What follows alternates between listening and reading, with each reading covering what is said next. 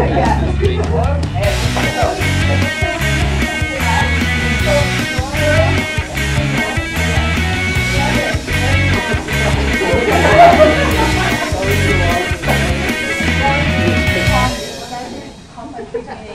you're holding hands, your feet are touching. Okay, now we've got our RNA polymerase. You're going to come right in between these two and zip them. So make a big zip noise. So you guys are now unzipped. No, keep it. Okay, so now we have the template strand and the non-template strand. So the non-template strand is complementary to the template strand because, as you can see, it's the same but opposite ends. Okay, so now we are going to synthesize mRNA, and it will be synthesized one base at a time, but it's going to synthesize first. Arms up. Yeah, you can kind of. And DNA polymerase you can also just float on. So it's synthesized one base at a time, but we can make Jackson appear a little bit at a time. Yeah. And then, yeah. So she's also in that anti-parallel complementary orientation. Now, nuclear envelope. You were standing here the whole time. So there's a nuclear envelope that is a barrier between the cytosol and the nucleus. And what kind of cells are we dealing with if we have a nuclear envelope? Does anyone know? John. Anyone? Yeah, eukaryotic cells. Because we have our nuclear envelope. Okay, so now this comes off. mRNA comes off because you have your template strand. You guys go back together. And where does the mRNA have to travel through to get to the cytosol? Yeah. So specifically the pores. Crawl under the. There's a pore. There's a pore.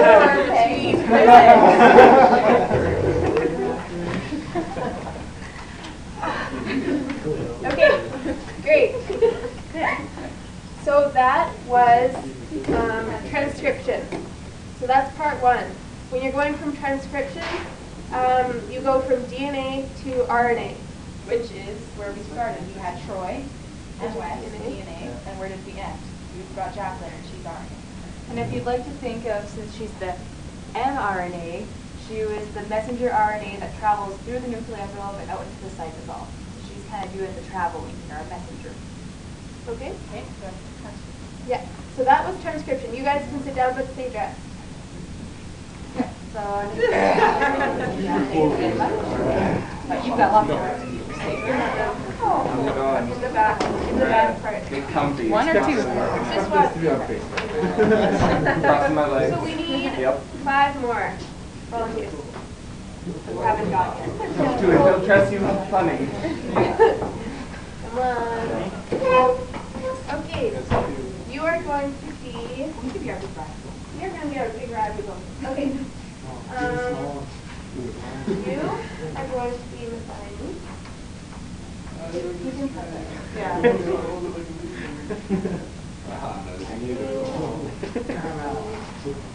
And we need one more person.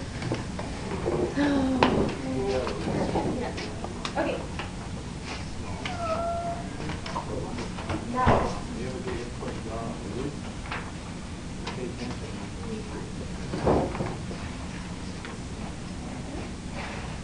Right in the way.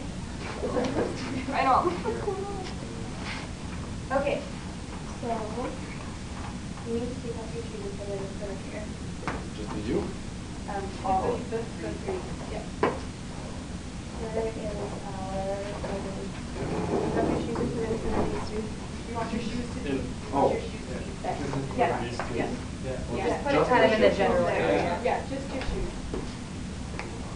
Where's our yeah, right over there by Aileen. Shoe. In front of these three. And then soft one up. Okay.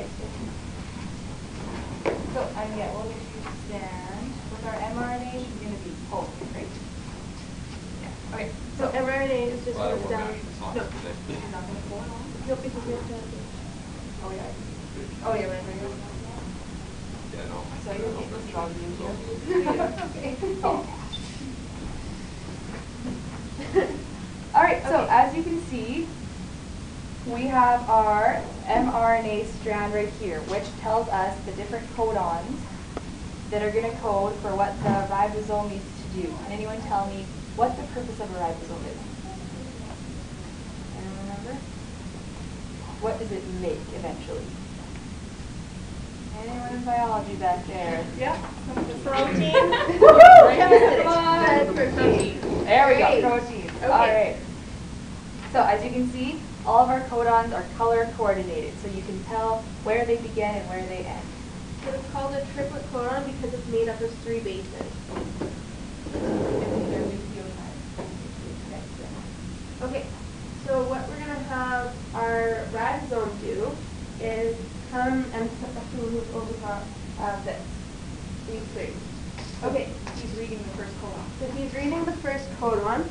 So when the first codon is being read, we have a tRNA come in, and the tRNA has an amino acid, and it can only fit in when it has the anticodon. So we're representing the anticodon by being his feet and the codon being his shoes. He has to fit. He's not going to fit the other shoes potentially. So the tRNA, we're saying his feet and his shoes are kind of the anticodon. They've got to fit together to match up with the correct amino acid. So go ahead, put your shoes on.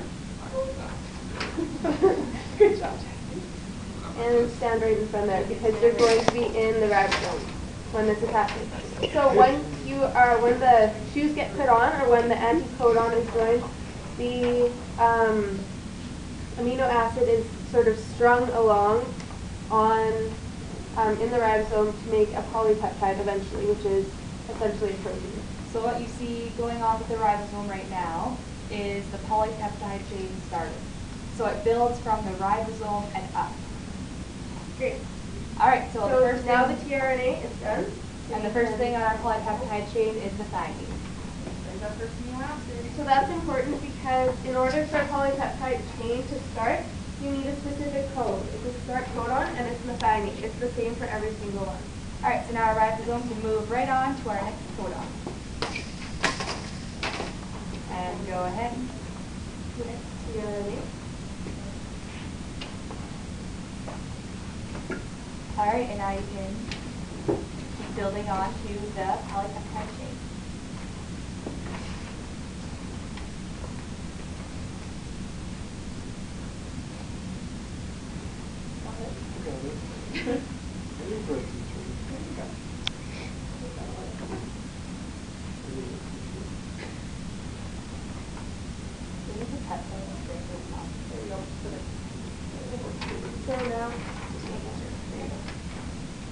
So now we have a polypeptide, or what's going to be with 2 amino acids on the dipeptide, and ribosome moves. tRNA joins the anticodon to the mRNA.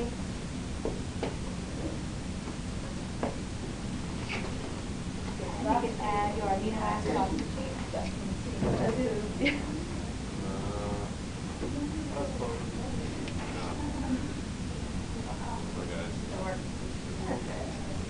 Yeah, right to it.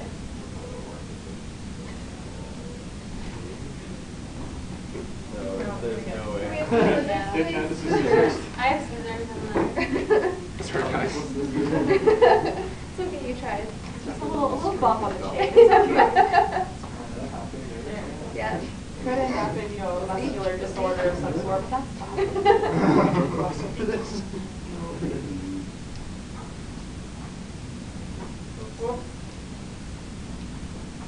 This is a very smooth process, and it happens very fast. Yeah, it's very efficient.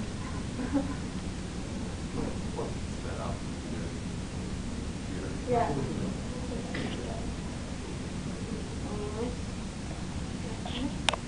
So, go ahead.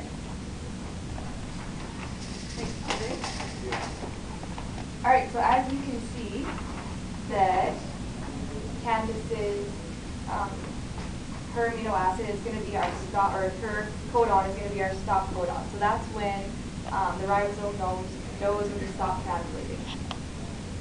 And that's where the polypeptide chain will end. Typically, the polypeptide chain is longer than 20 ds. Amino acids not important.